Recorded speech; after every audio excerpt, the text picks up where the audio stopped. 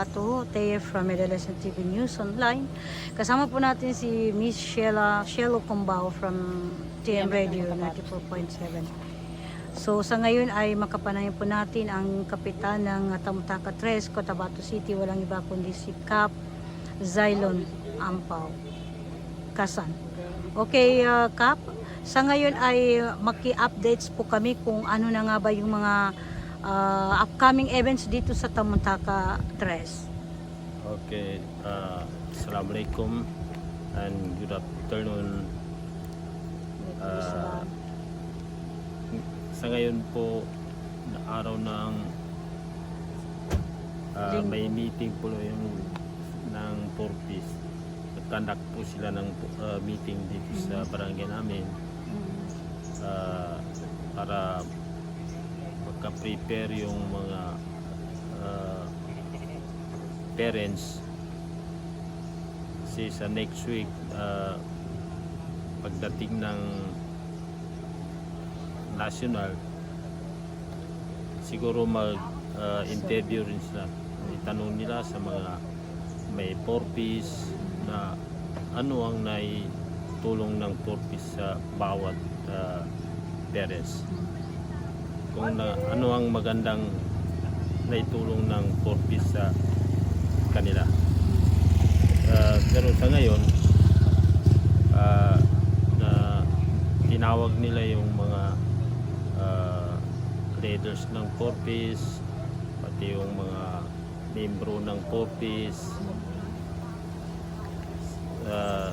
para magka-prepare sila sa pagdating nila sa next week. Siguro magpunta sila dito para magtanong kung ano talaga ay naitulong ng Porpis sa mga tao na may Porpis. Ang karamihan dito sa amin, yung iba ay medyo yung mga anak nila sa tingin ko lang na naitulong din sa kanila kasi yung Porpis medyo makatulong din sa mga may mga anak na nag-aaral, kasi yung Porpis na yan para din sa mga anak din natin na nag-aaral, paano natulungan ng gobyerno. Malaki rin natulong yan kasi halimbawa kung kinakailangan ng estudyante na yung mga bagay dyan na kailangan sa school, pagdating na i-download na yung sa ATM ng mga magulang, na masaya sila dahil yung mga para sa mga estudyante mabili nila. So ibig sabihin, Cap, naka-depende sa surveillance, sa survey kung sino talaga yung legal na makakatanggap nitong Porpis. Ayun pa, kaya hindi man lahat ng taga dito sa aming barangay, may karamihan din dito walang Porpis. Hindi naman lahat na may Porpis. Pero sa akin lang ba na maraming may tulong ng Porpis. Malaking tulong sa mga lalo na sa may mga anak. Kasi hindi mo na maproblema yung mga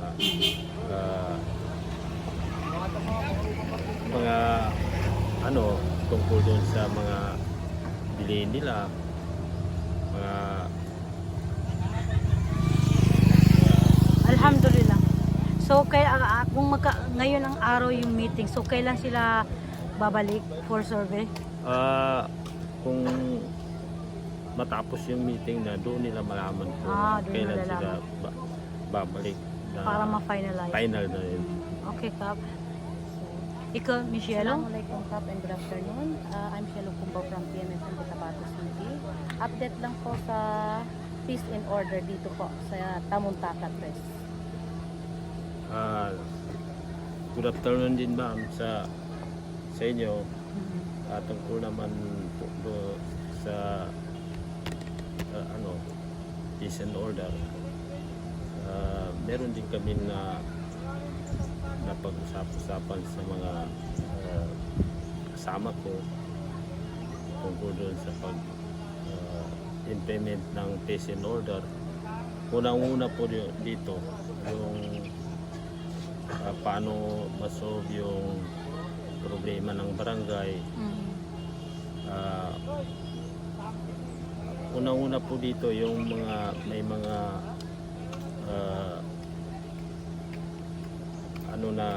mga karabaw na bawal na yung kahit saan mo dyan ilagay dyan, itali, lalo na sa malapit sa kalsada. Delikado na yun eh. Tapos yung tungkol doon sa mga bawal na hindi pwede na napagsabihan namin yung mga tao tungkol doon sa mga drugs. Minsan pinapuntahan namin yung mga tao na sana po ngayon taon malimutan na yung mga ganun na mga bagay. Kasi mahirap na. Drug free kumbaga. Mahirap na kung mahuli ka. Kawawa rin yung mga magulang mo. Kawawa yung mga anak. Tapos yung mga anak mo nainpektuhan din. Tungkol dun sa pamilya, yan ang mahirap. Sana yun din na sinabi ng kasi yung peace and order, yung isa kong kagawad na umawag doon. Pero nagtulungan kami ay i-implement natin yan sa barangay. Paano natin masolve yung problema? Tapos yung minsan magpunta rin kami, may magpunta rin dito ng mga taga-papatre. Sana pinagsabihan ko rin sila na tungkol dito ay magtulong-tulungan tayo para ikabubuti rin ang ating barangay. So, sa gabi, paano natin nasisigurado yung kapayapaan dito? Tahimikan. Tungkol naman po ma'am sa gabi, minsan, pero hindi po kami Hindi ba delikado dito sa gabi? Noon ma'am, delikado kayo, wala kang makita rin sa magdaan. Pero kahit anong oras ka magdaan, hindi pa na yung Hindi ba na-enforce? curfew dito. So, Hindi pa namin nailagay yung curfew. sa ngayon na wala pang curfew ngayon? Wala po ma'am. Okay, alam ko. Wala pa. Kasi tingnan din natin yung area. Kasi karamihan dito mga alas 2 na maglabas na. Marami tao. Okay, imparting words po Kap sa ating mga constituents dito sa Tamuntata 3. Ang yung final message. Sa akin lang po yung tungkol dito sa aming barangay. Ang hinahangan po namin dito ma'am yung kapayapaan. Sana hindi na maulit yung dati na nangyari sa amin dito. Inshallah. Na magulo masyado ma'am.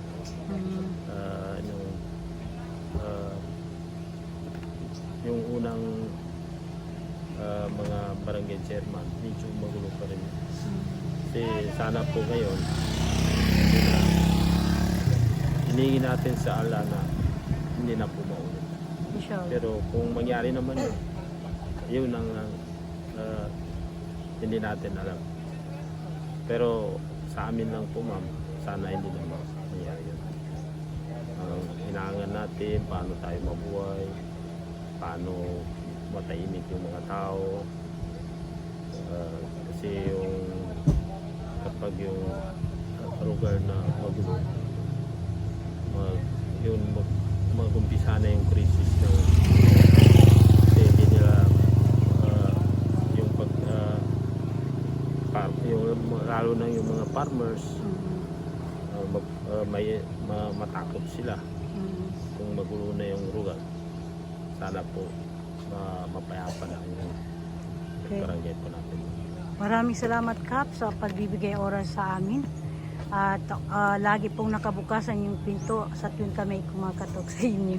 Sana. So, pinapanalangin po natin sa Allah Subhanahu wa Ta'ala na tuloy pa rin yung kapayapaan dito, peace and development dito. As far as mga challenges, hindi natin maiwasan, pero nagpapatibay yun sa atin bilang bangsa Moro.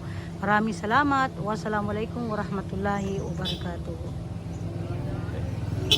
Kumustahin natin ang peace and order, Tita Pumbasya.